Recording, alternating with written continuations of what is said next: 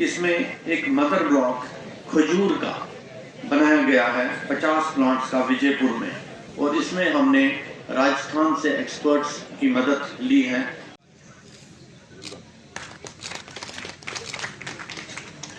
Thank you. अगर हमारे बीच मौजूद हैं एंड वी आर हम प्रोसेसिंग ऑफ फ्रूट के उससे काम कर रहे हैं, काफ़ी बड़े चैलेंजेस और भी इम्पोर्ट कर रहे हैं, एस्टेब्लिशमेंट ऑफ यूनिट्स कर रहे हैं, वेस्टेज रिड्यूस कर रहे हैं। ये हमारा एक इंटरप्रेनर है सर, उसको हम क्या है कि हम हो रही है सर, डबल से ट्रबल हो रही है सर। बताइए आपको। Thank you sir so much sir. High density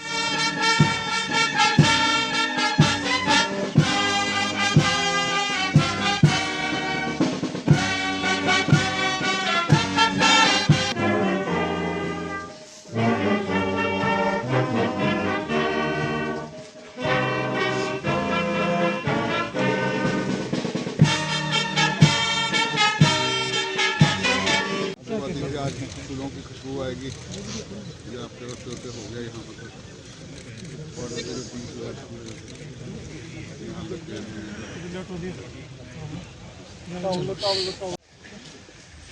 यार आगे कैमरा नहीं करो।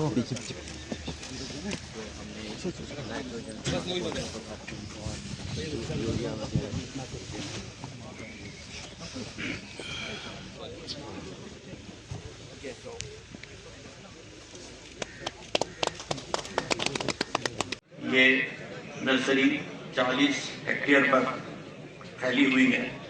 इसमें मदर ब्लॉक्स हैं 4, मैंगो के, गोवा के, सिट्रस के, लीची के। एक सेपरेट ब्लॉक है ड्रैगन फ्रूट और स्ट्रॉबेरी का। 2 हाईटेक पॉली ग्रीन हाउसेस लगाए गए हैं जहां पर सेंसर बेस्ड इसका कल्टीवेशन होता है। 2 इंसेक्ट प्रूफ नेट हाउसेस बनाए गए हैं। 3 नेचुरली वेंटिलेटेड स्ट्रक्चर्स बनाए गए हैं। एक fully automatic micro irrigation system कि हर पौधे को माइक्रो इरिगेशन के माध्यम से इरिगेशन मिलता है और जितना इरिगेशन उसको चाहिए उतना ही इरिगेशन मिलता है। इसी तरह से जो फर्टिलाइजर भी उसको चाहिए पौधे को, वो भी ऑटोमेटिक तरीके से पौधे की रिक्वायरमेंट के अनुसार उसको मिलता है।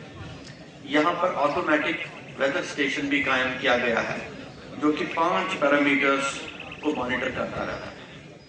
यहाँ प्रेसिपिटेशन कितना हुआ, यहाँ की रिलेटिव ह्यूमिडिटी क्या है, यहाँ का टेम्परेचर क्या है, यहाँ की विंड वेलोसिटी क्या है और यहाँ का इवेपोर ट्रांसपिरेशन क्या है। आपने ये भी समझ लिया होगा कि इस मेगा फ्रूट प्लांट नर्सरी में आधुनिक मशीनरी और इक्विपमेंट उपलब्ध। लंगड़ मतलब इसका पैर खराब। एक आदमी था बेचारा, उसका एक पैर खराब था। अब वो अपने रेवेन्यू रिकॉर्ड के लिए, राजस्व अभिलेख के लिए तहसील में चक्कर लगाते लगाते लगा कि उसका दूसरा पैर भी खराब हो जाए। तो ये तो उपन्यास की बात है, जम्मू कश्मीर में हकीकत में हमने इसको देखा था। और हमारे जिला पंचायत सदस्य तो बहुत संघर्षशील व्यक्ति हैं, रोज इनका वीडियो मैं देखता हूं। क्यों? तो मुझे लगता है कि ये काम इसलिए किया जा रहा है कि ये जो राज था इससे सामान्य आदमी को मुक्ति मिल सके, आवाम की तकलीफ कम हो सके। मुझे मालूम है कि तकलीफें भी रही हैं और दिक्कतें भी रही हैं, उसका भी उपाय करने की कोशिश हो रही है।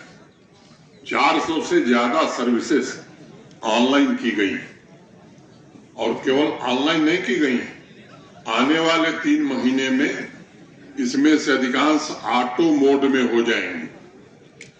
यानी पब्लिक सर्विस गारंटी एक्ट में जो नागरिक को सुविधाएं मिलनी चाहिए, अगर किसी अधिकारी के स्तर पर 15 दिन में वो दस्तावेज मिलना है, अगर वो नहीं देगा तो स्वाभाविक रूप से ऐसी व्यवस्था हम करने जा रहे हैं कि उसके ऊपर के अधिकारी के पास कागज चला जाएगा और इस पर कार्रवाई भी हो सकती है, आर्थिक दंड भी लग सकता है। तो कोशिश की जा रही है कि एक पारदर्शी व्यवस्था हो। मैं विषय से थोड़ा अलग हट गया, नहीं है कि जम्मू कश्मीर को बदलना है तो सबसे बड़ा योगदान कृषि और इससे संबंधित जो काम है, बागवानी है, फिशरीज है, डेयरी है, इनका सबसे ज्यादा योगदान है और ये हमारे प्रशासन की सर्वोच्च प्राथमिकता है। और मैं कहना चाहता हूं कि जो हमारे सभी साथियों ने मिलकर के, हमारे कुलपतियों ने, डुल्लू साहब के नेतृत्व में देश के अन्य कृषि विशेषज्ञों ने जो एक 29 इंटरवेंशन प्रपोज किए।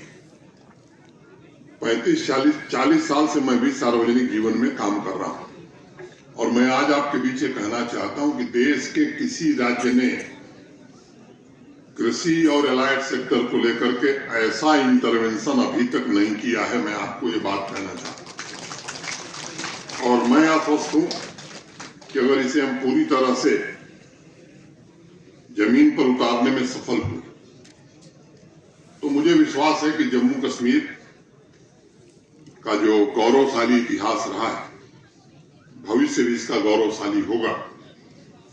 अभी 6 तारीख को ये जो परियोजनाएं, जो इंटरवेंशन प्रपोज किए गए, वो कैसे इम्प्लीमेंट होंगे, इसके लिए ट्रेनिंग का कार्यक्रम शुरू किया गया। मैं उस कार्यक्रम में था और ये 638 ट्रेनिंग सेशन केवल जम्मू में नहीं, केवल डिस्ट्रिक्ट हेडक्वार्टर्स पर नहीं, बल्कि नीचे तक के जो हमारे साथी हैं, जो कृषि विभाग में, बागवानी में, डेयरी में, डिफरेंट डिपार्टमेंट में काम कर रहे हैं, इन सबको प्रशिक्षित करने का काम 10 अप्रैल तक, माने 6 जनवरी को शुरू हुआ, 10 अप्रैल तक ये कार्यक्रम चलने वाला है। 638 सेशन इसके हम करने वाले हैं। डाइवर्सिफिकेशन की चर्चा जेपी शर्मा साहब ने कही है, मैं इसके विस्तार में नहीं जाना चाहता हूं, लेकिन मैं इतना जरूर कहना चाहता हूं मित्रों कि खेत के उत्पाद से लेकर के और बाजार तक जो जो व्यवस्थाएं करनी है वो इन परियोजनाओं में पूरी तरह से समाहित है।